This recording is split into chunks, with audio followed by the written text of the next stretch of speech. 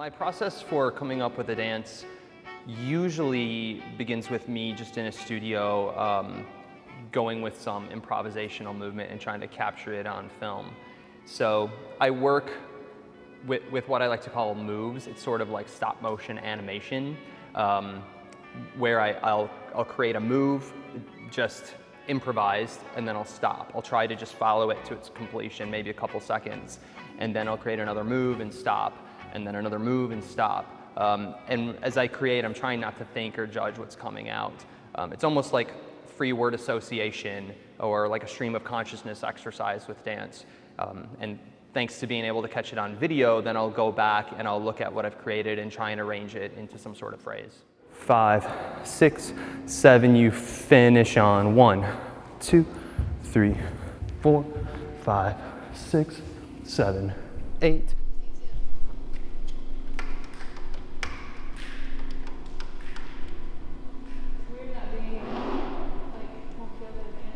When you go into a project of any kind, filmmaking, knowing your location is super helpful because you can start to kind of conceptualize lighting or how the camera's going to work, or just even how the room looks and feels, and you know how you can work with that. But going to Joe's location was in Chicago, and we've never been there before, and that was a whole nother challenge. It's just you're getting there on the day that you're filming, and you're having to figure out how you're going to light it and how it's going to look and how the room is going to react to what you're doing. Like, are the shadows going to be on this wall, or you know, it's just so much stuff you can't plan until you're there, and it makes it a challenge because we have such a limited time to get in, film the dance, and then get out. The song to me just sounds like relationship. So I was tossing the idea around off the bat of it being a dance with two people.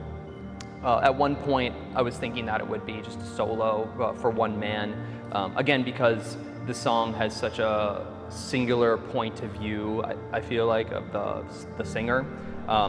But it ended up just being perfect to dance with Skylar in this because even though I feel like this piece of music is really speaking from one person's point of view, it's so clear there's a relationship happening, and it feels to me sort of like a snapshot in a relationship, and I wanted to show that with two people. I haven't done a lot of partnering, so it's nice that Joe offered to do some partnering, and like I always like Joe's choreography and stuff, so I was like, oh, it's a new project aside from Elements, and I'd love to do a new opportunity and have some creativity. Yeah, perfect.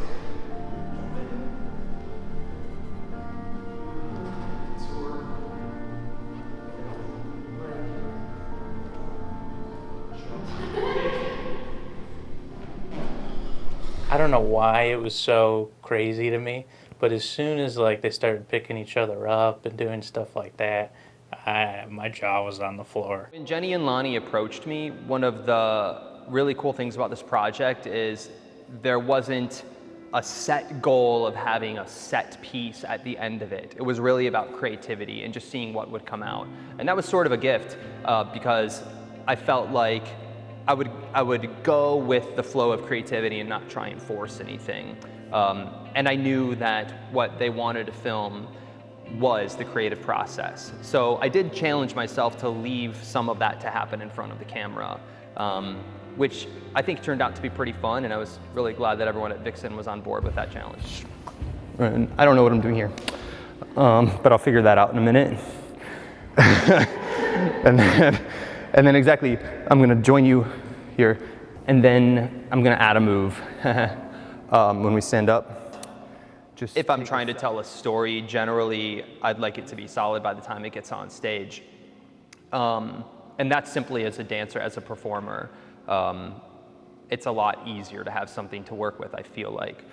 That being said, I think improvisation is a great tool for choreography, and I am really all about change. In fact, sometimes the dancers that work with me, it might be a little bit challenging for them because I definitely don't like the idea of setting something and saying, that's it. I mean, dance is all about movement, and movement is change. So I think and especially our bodies are constantly changing, every day. So if something feels a little bit different one day, then I really like to be open to adjusting it. And I think if you can relate it to any other art form, you know, I think an artist never really wants to stop working on a piece. I think that's really hard to say this is done.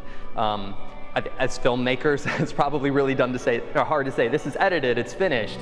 So one of the challenges with Joe's episode is that we broke it up into sections because the dancers couldn't go all the way through from start to finish because the song was 4 minutes long, and we couldn't either. We tried to do it in one take, and we kind of were handing it off the Ronin, and we probably got a little over halfway through the song, and the dancers were just like, we can't. So that in itself is a challenge, but another challenge is when the dancer has a good take, it doesn't necessarily mean that our take is good. So we have to work with each other because our take might be awesome, but the dancer didn't perform that very well. So we try to limit as many takes as we can because it's obviously physically exhausting for them, but we also have to ensure that we have the right coverage. So that was kind of a bigger challenge with Joe's just because it was such a long song to tackle. You know, I think when I first heard this piece of music, like it had such a fun, raw quality to it, and it went so many different interesting places. You know, it starts with the strings and then it gets into this like really punk raw feel, and I just wanted the dance to reflect that. And I was probably a little bit apprehensive starting to work on it because I wasn't sure if we could match that fun raw feeling to it, especially how fast it gets and all the urgency of it. When we were going through songs, even before I gave the list to Jen, I was like, there's this song by Taboo Blah Blah, and I feel like Joe would love it. And she's like, okay, well, let me hear it. And like the second it started, she's like, oh yeah, this is Joe. And I don't know what it was about the song that really drew me to Joe, because Joe's a ballet dancer, and so when you hear the song, you don't really think ballet, at least in my opinion. But I thought that he would be able to do something cool with it. And so we sent the song to Joe, and he was like, yeah, I like it towards the end when it like gets really crazy. And then I was like, seriously? Because I thought the violin part at the first part of the song was going to sell him, but it was actually the chaoticness that sold him, and it was something that I didn't think ballet would really fit towards the end of the song, but he like totally made it work, and it looks awesome. I really enjoy being in front of a camera. It actually feels like a performance, just of a different sort. It feels more intimate. It feels like you're drawing the audience into your world, whereas a live performance feels like you're stepping into their world and actually can be a little scarier. You definitely want to always have as much power as you can as a performer. And sometimes, you know, if you don't feel like you can trust the audience, or if you feel a lot of judgment coming from an audience, then that can take your power away. But with film, you really have to just trust the people in the room behind the camera, which is super easy to do, especially with a company like Vixen, where it's close friends. So I think it's really fun. I think the challenge for me as a performer is I'm a little older, and I take a lot of time off. So, and then as a choreographer, dancing in your own work is always a bit of a challenge. But again, I'm really lucky to work with Skylar, who just rocks it. Be sure if your friends will stick around, and I know it hurts, but you must not show around. It gets worse and worse if you let them keep it down. And you only know what you've been told. Well, you only get dumber, you only get old. Turn around, turn off your phone, let's